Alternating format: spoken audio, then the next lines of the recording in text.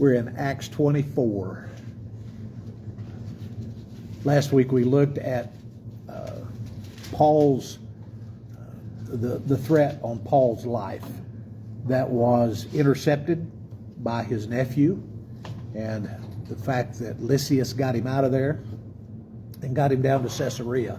So we're going to look at his first encounter with the governor in Caesarea, and then hopefully we'll have enough time at the end to just do a little bit of gossiping about these folks that were in charge of the Jewish people as far as the governors that were representing Rome at this time, because Felix and his wife were not good people. And unfortunately for them, there were good historians about that time. So their reputation has followed them all the way down to the present. You can read all about them and about their weirdness and their lack of decorum. And we'll talk a little bit about them. We won't go into too much detail. But chapter 24, 5 days later, the high priest Ananias went down to Caesarea with some of the elders and a lawyer named Tertullus, and they brought their charges against Paul before the governor. When Paul was called in, Tertullus presented his case before Felix. "We have enjoyed a long period of peace under you, and your foresight has brought about reforms in this nation. Everywhere and in every way, most excellent Felix, we acknowledge this with profound gratitude. But in order not to weary you further, I would request that you be kind enough to hear us briefly." So, yeah. Save your wife. It's like, lawyers haven't changed much. He's kind of oily, he's slick. He says all the right things. Lots of political mumbo jumbo. And the accusations that they're going to bring are just hearsay, just a great big pile of hearsay. But they're going to try to get this past Felix, who's he's not a great governor, but he's smart enough to work the system, and he has things in his agenda that don't quite match their agenda. "We have found this man to be a troublemaker, stirring up riots among the Jews all over the world. He's a ringleader of the Nazarene sect, and even tried to desecrate the temple, so we seized him. By examining him yourself, you will be able to learn the truth about all of these charges we are bringing against him." And the other Jews joined in the accusation, asserting that these things were true. So, like I said, everything is hearsay. These are things that were told to them after the fact, folks that were in the temple, that were around when the mob started assaulting Paul. They're not here. This is the Sanhedrin. The big dogs have made the trip to Caesarea, where they'd probably been before, where they were welcomed as ambassadors of Israel and probably fed well. And this is political. This is not a simple trial about a simple issue. So here comes the Sanhedrin, and their argument is everything that we heard must be true. So that's all they've got. But I do want to notice a couple of things. He is a ringleader of the Nazarene sect. Now, what have we seen from the Christians themselves and from Luke's recording of things? What's the name that they were using in those days? The Way. Yeah. So the derogatory term is that sect of the Nazarenes. Why would they be called a sect of the Nazarenes? The Nazarenes, Jesus. Yeah, Jesus is from Nazareth, so that makes him a Nazarene, and they're Nazarenes. There's a modern church that calls itself the Church of the Nazarene, but they're not typically insulted. It's not a term of derision when people call them that. But in this case, these guys are deriding Jesus and deriding his followers by calling them the sect of the Nazarene. They were from Jerusalem. They were from the capital. They were from, upper crust. And Jesus was from the Galilee, and the Galilee was not uptown. It was I don't know where the tracks were, but it was on the other side of the tracks. And so their insult is, well, he's part of this sect that follow that Nazarene. And so the other Jews who are nearby join in the accusation, and they assert that these things were true. So since he is a Jewish citizen, and since he is under the care of, since he is a Roman citizen, and he's under the care of the Roman government, he's going to get an opportunity to answer the accusations. So we've got what they said. And remember, this is all about the idea that he had taken Trophimus into the Jews-only section of the temple.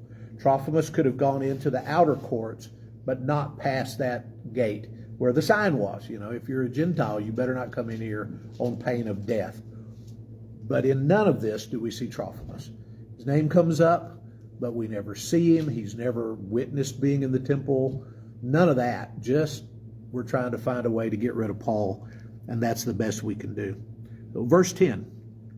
When the governor motioned for him to speak, Paul replied, I know that for a number of years you have been judge over this nation, so I gladly make my defense. That's all the mumbo-jumbo Paul gives them. There's not quite the flowery phraseology that they got from Tertullus. You can easily verify that no more than 12 days ago I went up to Jerusalem to worship. My accusers did not find me arguing with anyone at the temple or stirring up a crowd in the synagogues or anywhere else in the city, and they cannot prove to you the charges they are now making against me. However, I admit that I worship the God of our ancestors as a follower of the way, which they call a sect. So he provides what he wants to call it in opposition to what they call it. I'm not a Nazarene. I'm somebody that follows the way. I find that kind of interesting that's the touch point for Paul, that he wants them to know he's following the way, he's not a Nazarene, although both would probably be fairly accurate to use as a description. I believe everything that is in accordance with the law, and that's written in the prophets. And I have the same hope in God as these men themselves have, that there will be a resurrection of both the righteous and the wicked. So I strive always to keep my conscience clear before God and man. Now, there were people in the Sanhedrin group that did not believe what Paul just said. Right? He's siding up with the Pharisees again. The Sadducees would have said, this life is the only life, this is what we get, and only in extremely rare occasions does somebody last past this life. Right? Elijah, who was the other one? Enoch. Yeah. In those cases, God did something different, but as far as their lifetime and their work, there's no second coming, no spirits, no angels, none of that.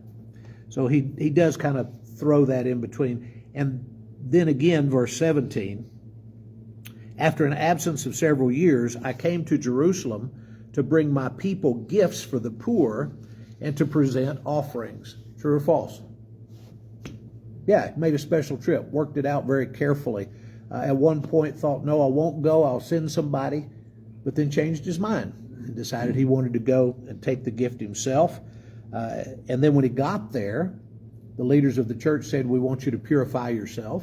So he's at the temple setting up the opportunity to become ceremonially clean. In fact, in verse 18, he said he'd already done it. I was ceremonially clean when they found me in the temple courts. Right? I was here doing good things in a very Jewish way. And I'm not anti-Jew, I'm not anti-law, I'm not anti-Moses. All the stuff that they're accusing me of is absolute fallacy. Rest of that verse. There's no crowd with me, nor was I involved in any disturbance. But there are some Jews from the province of Asia who ought to be here before you bring charges if they have anything against me. Or these who are here should state what crime they found in me when I stood before the Sanhedrin. Unless it was for this one thing I shouted as I stood in their presence, it is concerning the resurrection of the dead that I'm on trial before you today. So, he works it well. He reminds me a little bit of when you watch Senate hearings, it doesn't matter what question they ask. You know, you have the answer that you want to get on tape. And so all these little sound bites. Paul's sound bite was, Jesus was raised from the dead, and there's going to be a judgment, and we're going to be raised from the dead. That's what he wants to talk about. So whatever situation he's in, he figures out a way to work that around to talking about the resurrection from the dead. So he says, that's the reason I'm here. Is that the reason he's here? No, not really. But it's a good explanation of why the Sanhedrin hates him so much and wants to get rid of him. All right, verse 22. Then Felix, who was well acquainted with the way, right, so Luke uses the term, adjourned the proceedings. When Lysias the commander comes, he says, I will decide your case. He ordered the centurion to keep Paul under guard, but to give him freedom and permit his friends to take care of his needs. Several days later, Felix came with his wife Drusilla, who was Jewish. He sent for Paul and listened to him as he spoke about faith in Jesus Christ. As Paul talked about righteousness, self-control, and the judgment to come, Felix was afraid. That's enough for now. You may leave. When I find it convenient, I will send for you. At the same time, he was hoping that Paul would offer him a bribe, so he sent for him frequently and talked to him. And so Paul is a guy who wants to talk about self-control and a coming judgment. Felix is a guy who is so far from self-control that it's just amazing. But these two guys are in the same place, and Felix kind of likes him. So he allows him the opportunity to keep coming in and talking to him. But he has that ulterior motive. Right? Maybe if I keep touching ground with Paul, his disciples or he will offer me some money, and I'll just let him go. Why didn't the church take up a contribution for Paul and just bribe him out of there? It was common, it was usual, it was the way things were done. Well, it wasn't righteous, it wasn't self-controlled, and it didn't bode well for the judgment to come. So Paul just stays. I would venture a guess that somebody suggested it at some point, and Paul said no. Why are you worried about that? You remember when he was with the elders and the people from Ephesus, and they're all boo-hooing and crying. He says, why are you crying? I'm ready to die if I need to, but I'm going to go to Jerusalem and do what I need to do. So here he is in prison. It's just the next thing. I really think Paul was willing to go through whatever, and so he stays. Unfortunately, either the commander doesn't show up.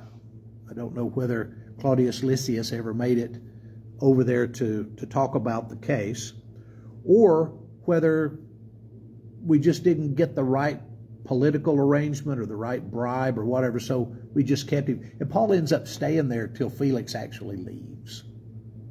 He is so corrupt that eventually the Romans have enough of him.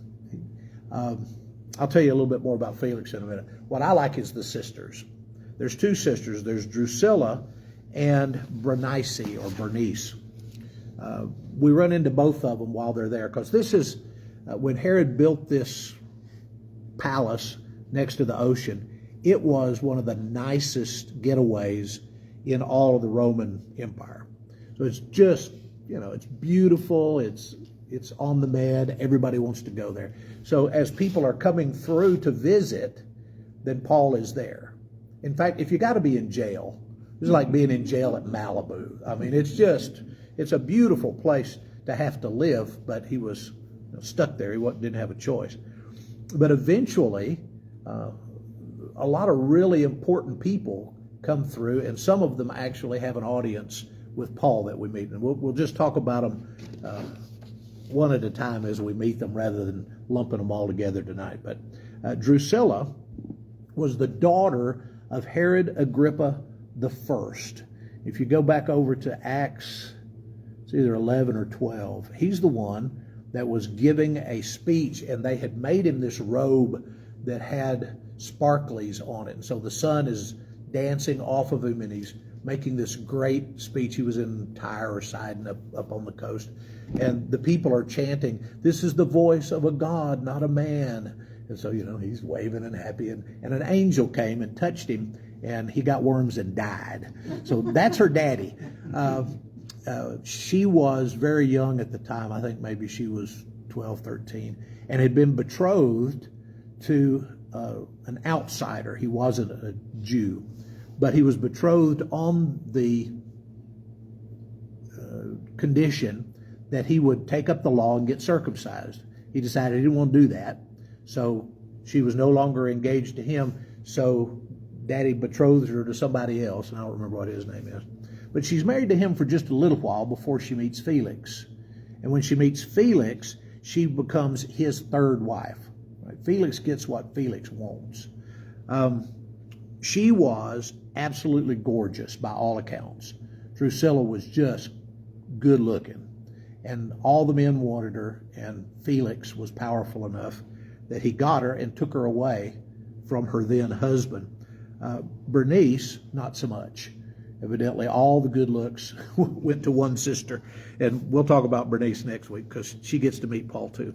But here is a quote from, Josephus, who was a famous historian at the time. This is from Jewish Antiquities. While Felix was procurator of Judea, he saw this Drusilla, fell in love with her, for she did indeed exceed all other women in beauty. He sent to her a person whose name was Simon, a Jewish friend of his, by birth a Cypriot, who pretended to be a magician. Simon endeavored to persuade her to forsake her present husband and marry Felix, and promised that if she would not refuse Felix, he would make her a happy woman. Accordingly, she acted unwisely, and because she longed to avoid her sister Bernice's envy, for Drusilla was very ill-treated by Bernice because of Drusilla's beauty, she was prevailed upon to transgress the laws of her forefathers and to marry Felix. So this is wife number 3 for Felix, and she left her husband to go live with him. As far as we know, they were married, for quite a number of years. But in 79, when Pompeii erupted, right? Vesuvius is the name of the volcano, right? When Vesuvius erupted and covered up Pompeii, she and her son were both there. So somewhere in Pompeii, both Drusilla and kid's name was Agrippa as well. Both of them were killed in the eruption of Vesuvius in 79. So that's what I know about her. Not a very scrupulous woman. So Felix, his name was Antonius Felix, and he was a slave. And one of the Caesars elevated him from being a slave, and he ended up being a Roman governor. So, I mean, that's a pretty good pay raise there. He got all the way up to being a governor, but he was cruel, licentious, and base. Those are the words used to describe him. Upon his loss of the governorship, when they finally got enough of him, he was summoned to Rome, and some of the former Jewish subjects accused him of cruelty and corruption. And he was found guilty, but they didn't execute him. They let him, I guess, be exiled or whatever they did with former governors in those days. But his whole life and his reputation was just not good. And so he's going to leave Paul in custody until the next guy comes, which is Festus. And so, Lord willing, we'll look at Governor Festus next week. Any questions or thoughts about Felix, Drusilla, that first trial? This many years later, when Festus comes in, this is not a speedy trial anymore. He's just been there a long time. So it's going to get less interesting to the people who are involved. But Paul was interesting, and the things he had to say were interesting. So we'll see some of that. All right. See you guys later.